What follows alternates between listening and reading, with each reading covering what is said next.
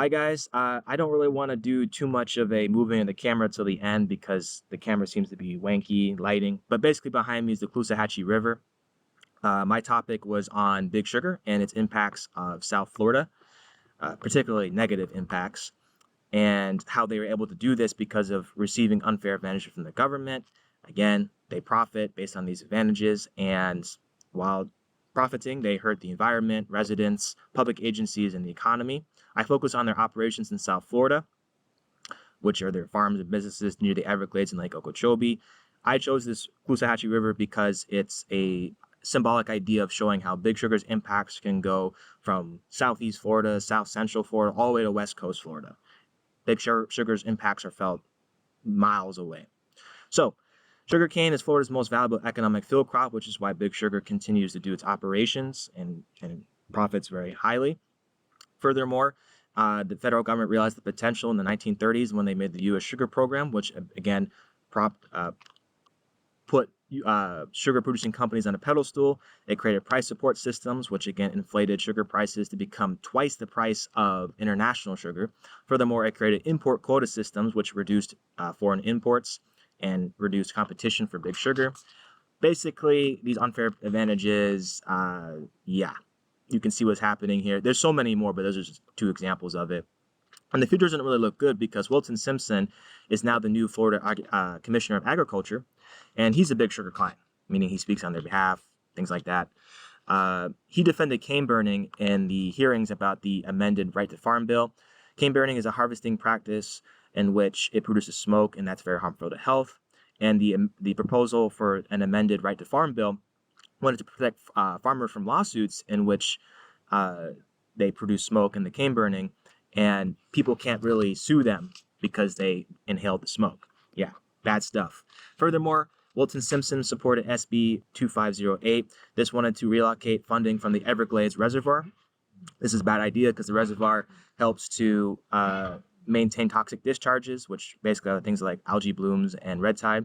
Furthermore, there was an amended proposal of this bill in which they wanted to give farmers first priority of water during droughts, which is bad because that takes less gives more control to Big Sugar over water resources of Florida and less away from residents that depend on those water resources. Furthermore, these bills wreck the work of public organizations like South Florida Water Management District and the U.S. Army Corps of Engineers. These organizations maintain the Everglades, the reservoir, and water resources. And again, Wilton Simpson and various Big Sugar actions impose their will and interfere in the progress.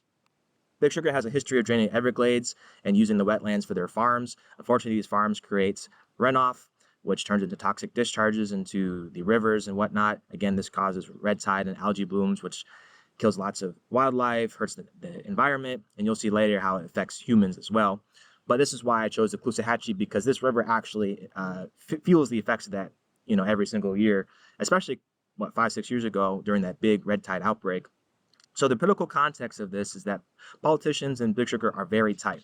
Big Sugar lobbies and gives millions of dollars to both parties, Democrats and Republicans, and we can see this with how laws are defended by various political officials. Ron DeSantis voted for cane burning, or defended, I should say, in the voting of Right to Farm, in the voting for the Right to Farm bill. Furthermore, when deterrents against Big Sugar come up, laws that try to eliminate its power come up, they're usually not supported. An example of this is the Sugar Modernization Act, which wanted to eliminate certain sugar subsidies. No Florida representatives signed the bill. Furthermore, there were so few votes that the bill didn't even go through anywhere. Yeah, bad stuff. Furthermore, equity of laws are another question. Cane burning is allowed in areas in which the farmers' sugar companies are, but these are usually where minorities and disadvantaged communities are. However, regulations prohibit smoke from entering the wealthier urban areas, and sugar farmers could use environmentally sound practices, but it's expensive. And politicians don't compel farmers to use those environmentally sound practices. So basically, those without the voices get hurt, and those with the money don't. The economic context of this is that Big Sugar produces marginal economic benefits in comparison to the numerous economic negatives.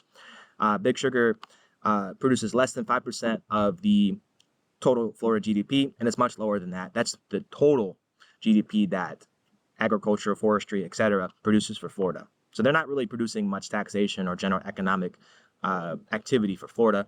Furthermore, things like red tide cost Florida $20 million in lost annual tourism revenue. Yeah, not good stuff there. Furthermore, political lobbying on behalf of Big Sugar leads to district cuts for public agencies, so they lose resources and money to do their job.